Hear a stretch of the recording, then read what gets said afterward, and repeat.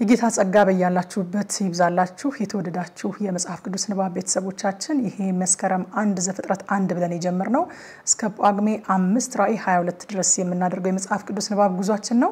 ዛሬ 46ኛ ቀናችንን ይዘናል። በ46ኛ ቀናችን ደግሞ ዘሁልቁ ምዕራፍ 28 29 እና 30 የምናነብ ይሆናል። አብረን እናንብብ። ዘሁልቁ ምዕራፍ 28 በጌታ በኢየሱስ ስም አነባለሁ። እግዚአብሔር ሙሴን እንዲህ ብሎ ተናገረው። የእስራኤል ልጆች እንዲህ ብለዘዛቸው መብሌን ለኔ ጣፋጭ ሽታ እንዲሆን በእሳት የተደረገውን ቁርባኔን መባይን በየጊዜው ታቀርቡልኝ ዘንድ ጠብቁ። እንዲህም በላቸው በእሳት ለእግዚአብሔር የምታቀርቡት ቁርባን ይህ ነው። ለዘወትር ለሚቃጠል መስዋዕት ነውር የሌለባቸውን ሁለት የአንድ ዓመት ተባት የበግ ጠቦቶች ዕለት ዕለት ታቀርባላችሁ። አንዱን ጠቦት በማለዳ ሌላውን ጠቦት በማታ አቅርብ። ለእህልም ቁርባን የኢን መስፈሪያ 4ኛ እጅ በሆነ ተወቅጦ በተጠለለ ዘይት የተለወሰ የኢን መስፈሪያ 10ኛ እጅ መልካም ዱቄት ታቀርባለህ። በእሳት ለእግዚአብሔር ጣፋጭ ሽታ እንዲሆን የቀረበ በሲና ተራራ የተሰራ ለዘወትር የሚቃጠል መስዋዕት ነው። የመጠጡ ቁርባን ለአንድ ጠቦት የኢን መስፈሪያ 4ኛው እጅ ነው። በመቅደሱ ውስጥ ለእግዚአብሔር ለመጠጥ ቁርባን መጠጥ ታፈሳለህ። ሌላውንም ጠቦት በማታ ጊዜ ታቀርባለህ። የእህሉን ቁርባንና የመጠጡን ቁርባን በማለዳ እንዳቀረብክ በእሳት ለእግዚአብሔር ጣፋጭ ሽታ እንዲሆን ታቀርበዋለህ። በሰንበትም ቀን ነውር የሌለባቸውን ሁለት የአንድ ዓመት ተባት የበግ ጠቦቶች ለእህልም ቁርባን በዘይት የተለወሰ ከመስፈሪያው ከ10 እጅ 2 እጅ መልካም ዱቄት የመጠጡንም ቁርባን ታቀርባላችሁ። በዘወትር ከሚቃጠለው መስዋዕት ሌላ ከመጠጡም ቁርባን ሌላ በየሰንበቱ ሁሉ የምታቀርቡት የሚቃጠለው መስዋዕት ይህ ነው። በወሩም መባቻ ለእግዚአብሔር የሚቃጠል መስዋዕት ታቀርባላችሁ። 2 ወይፈን፣ 1 አውራ በግ ነውርም የሌለባቸው 7 የአንድ ዓመት ተባት የበግ ጠቦቶች ለእያንዳንዱም ወይፈን ለእህል ቁርባን በዘይት የተለወሰ ከመስፈሪያው ከ10 እጅ 3 እጅ መልካም ዱቄት ለአውራው በግም ለእህል ቁርባን በዘይት የተለወሰ ከመስፈሪያው ከ10 እጅ 2 እጅ መልካም ዱቄት ለእያንዳንዱ ጠቦት ለእህል ቁርባን በዘይት የተለወሰ ከመስፈሪያው 10ኛ እጅ መልካም ዱቄት ለሚቃጠል መስዋዕት ለእግዚአብሔር ጣፋጭ ሽታ እንዲሆን በእሳት ታቀርባላችሁ። የመጠጥ ቁርባናቸውም ለአንድ ወይፈን የኢን ግማሽ ለአውራው በግም የኢን ሲሶ ለሁለቱም ጠቦት የኢን 4ኛ እጅ የወይን ጠጅ ይሆናል። ይህ ለዓመቱ የወር መባቻ ሁሉ የሚቃጠል መስዋዕት ነው። ለእግዚአብሔርም ለኃጢያት መስዋዕት 1 አውራ ፍየል ታቀርባላችሁ። በዘወትር ከሚቃጠለው መስዋዕትና ከመጠጡ ቁርባን ሌላ ይቀርባል።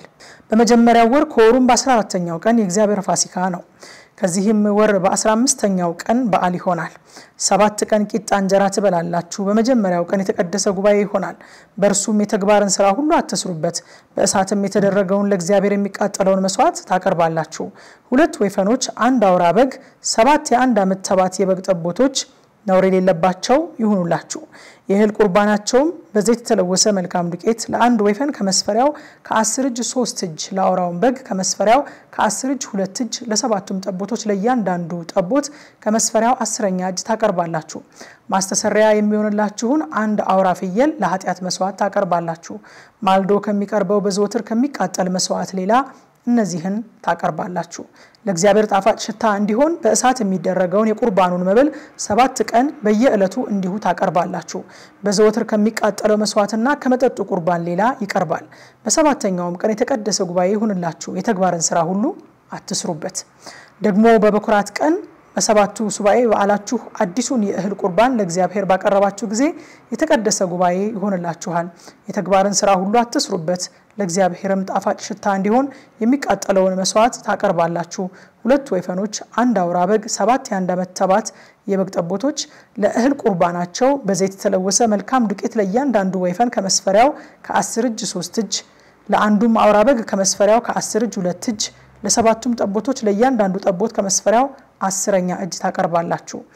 ማስተሰሪያ የሚሆንላችሁን 1 አውራ ፍየል ለኃጢያት መስዋዕት ታቀርባላችሁ። በዘወትር ከሚቃጠለው መስዋዕትና ከእህሉ ቁርባን ሌላ እነርሱንና የመጠጥ ቁርባናቸውን ታቀርባላችሁ። ነውርም የሌለባቸው ይሁኑ።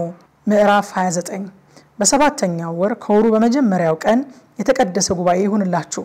የተግባርን ሥራ ሁሉ አትስሩበት። መለከቶች የሚነፉበት ቀን ነው።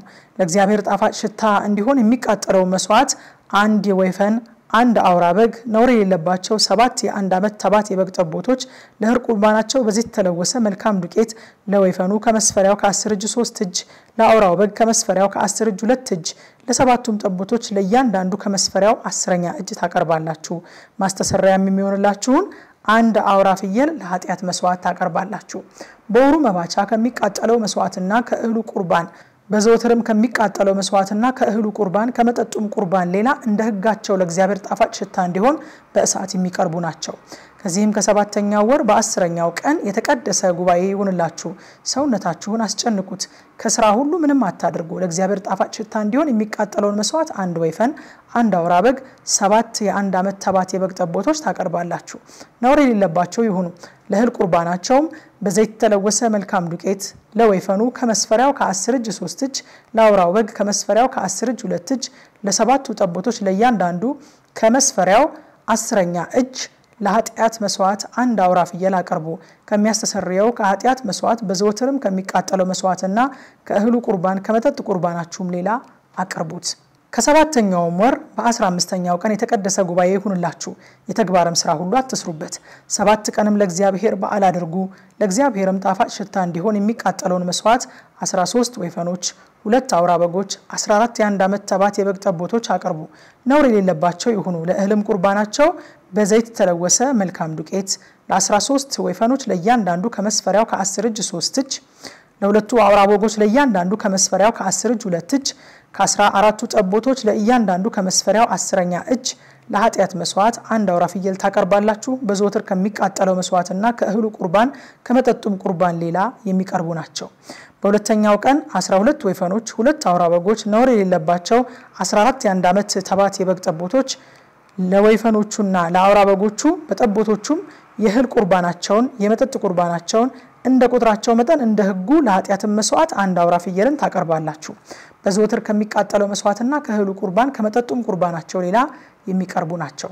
በሶስተኛውም ቀን 11 ወይፈኖች 2 አውራ በጎች ነውር የሌለባቸው 14 የአንድ ዓመት ተባት የበግ ጠቦቶች ለወይፈኖቹና ለአውራ በጎቹ ለጠቦቶቹም የእህል ቁርባናቸውን የመጠጥ ቁርባናቸውን እንደ ቁጥራቸው መጠን እንደ ህጉ ለኃጢአት መስዋዕት አንድ አውራ ፍየል በዘወትር ከሚቃጠለው መስዋዕትና ከእህሉ ቁርባን ከመጠጡም ቁርባን ሌላ ታቀርባላችሁ በአራተኛውም ቀን 10 ወይፈኖች 2 አውራ በጎች ነውር የሌለባቸውን 14 የአንድ ዓመት ተባት የበግ ጠቦቶች ለወይፈኖቹና ለአውራ በጎቹ ለጠቦቶቹም የእህል ቁርባናቸውን የመጠጥ ቁርባናቸውን እንደ ቁጥራቸው መጠን እንደ ህጉ ለኃጢአት መስዋዕት አንድ አውራ ፍየል በዘወትር ከሚቃጠለው መስዋዕትና ከእህሉ ቁርባን ከመጠጡም ቁርባን ሌላ ታቀርባላችሁ አምስተኛው ቀን 9 ወይፈኖች 2 አውራ በጎች ነውር የሌለባቸውን 14 የአንድ ዓመት ተባት የበግ ጠቦቶች ለወይፈኖቹና ለአውራ በጎቹ ለጠቦቶቹም የእህል ቁርባናቸውንና የመጠጥ ቁርባናቸውን እንደ ቁጥራቸው መጠን እንደ ህጉ ለኃጢአት መስዋዕት አንድ አውራ ፍየል በዘወትር ከሚቃጠለው መስዋዕትና ከእህሉ ቁርባን ከመጠጡም ቁርባን ሌላ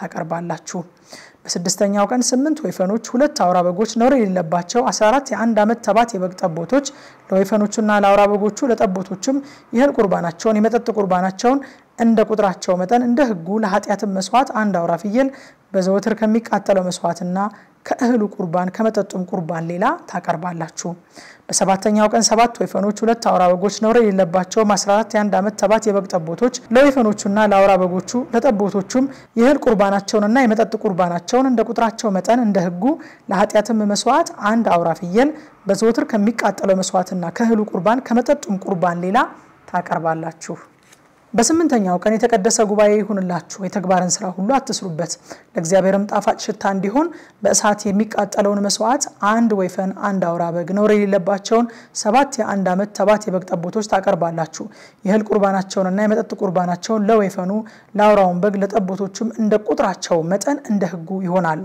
ለኃጢአት መስዋዕት አንድ አውራ ፍየል ታቀርባላችሁ በዘወትር ከሚቃጠለው መስዋዕትና ከእህሉ ቁርባን ከመጠጡም ቁርባን ሌላ የሚቀርቡ ናቸው እነዚህን ከስዕለታችሁና በፈቃዳችሁ ከምታመጡት ሌላ ለሚቃጠል መስዋዕት ለእህልም ለመጠጥም ቁርባን ለደህንነትም መስዋዕታችሁ በበዓላችሁ ጊዜ ለእግዚአብሔር አቅርቡ ሙሴም ለእስራኤል ልጆች እግዚአብሔር ሙሴን ያዘዘውን ሁሉ ነገራቸው ምዕራፍ 30 ሙሴም ለእስራኤል ልጆች ነገዶች አለቆች እንዲህ ብሎ ተናገራቸው እግዚአብሔር ያዘዘው ነገር ይህ ነው ሰው ለእግዚአብሔር ስዕለት ቢሳል ወይም ራሱን በመሐላ ቢያስር ቃሉን አይስበር ካፉ እንደወጣው ሁሉ እንዲሁ ያደርግ ሴትም ደግሞ ለእግዚአብሔር ስዕለት ብትሳል እርሷን በአባቷ ቤት ሳለች በብላቴንነቷ ጊዜ ራሷን በመሐላ ብታስር አባቷ ራሷን ያሰረችበትን መሐላ ስዕለቷን ቢሰማ አባቷም ዝም ቢላት ስዕለቷ ሁሉ ይጸናል ራሷን የሚያሰረችበት መሐላ ሁሉ ይጸናል አባቷ ግን በሰማበት ቀን ቢከለክላት ስዕለቷንም ራሷን የሚያሰረችበት መሐላ አይጸኑም አባቷ ከልክሏታልና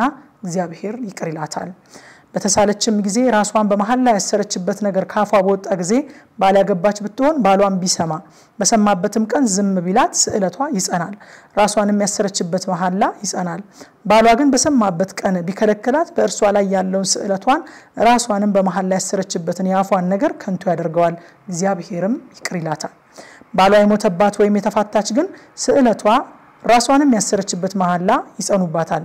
ሴትም በባሏ ቤት ሳለች ብትሳል ወይም ራሷን በመሐላ ብታስር ባሏም ሰምቶ ዝም ቢላት ባይከለክላትም ስዕለቷ ሁሉ ራሷን ያሰረችበት መሐላ ሁሉ ይጸናል። ባሏ ግን በሰማበት ቀን ከንቱ ቢያደርገው ስለ ስዕለቷ ወይም ራሷን ስላሰረችበት መሐላ ካፏ የወጣው ነገር አይጸናም፣ ባሏ ከንቱ አድርጎታል፣ እግዚአብሔርም ይቅር ይላታል። ስዕለቷን ሁሉ ነፍሷንም የሚያዋርደውን መሐላ ሁሉ ባሏ ያጸናዋል፣ ባሏም ከንቱ ያደርገዋል። ባሏ ግን በየዕለቱ ዝም ቢላት ስዕለቷን ሁሉ እርሷም ላይ ያለውን መሐላ ሁሉ አጽንቶታል፣ በሰማበት ቀን ዝም ብሏታልና አጽንቶታል። ከሰማው በኋላ ግን ከንቱ ቢያደርገው ኃጢያቷን ይሸከማል። እርሷም በብላቴንነቷ ጊዜ በአባቷ ቤት ሳለች በአባትና በልጅቱ መካከል ወይም በባልና በሚስት መካከል ይሆን ዘንድ እግዚአብሔር ሙሴን ያዘዘው ሥርዓት ይህ ነው ይላል። የዛሬ ንባባችን ይሄ ነበረ። እንግዲህ ዘወትር ከምሽቱ 3 ሰዓት ላይ በቲክቶክ እና በቴሌግራም የእግዚአብሔርን ቃል በጥልቀት እያጠናን እንገኛለን። ዛመታችሁ እንድታጠኑ ጋብዛችኋለሁ። ጸጋ ይብዛላችሁ።